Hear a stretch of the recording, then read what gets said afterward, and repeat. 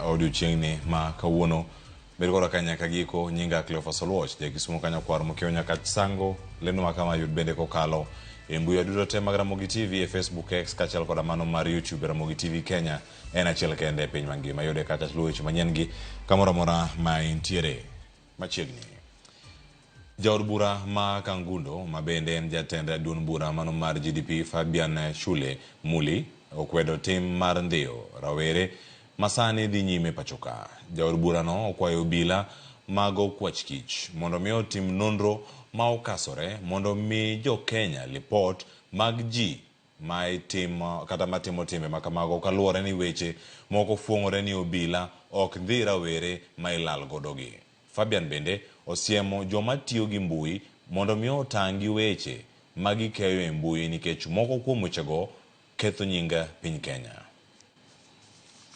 Issues of kidnapping of youth. This matter we stand and condemn it and say that we are asking the DCA to move faster. We need to get the proper information. We need to understand whether there are people who are doing this to defame the work of government.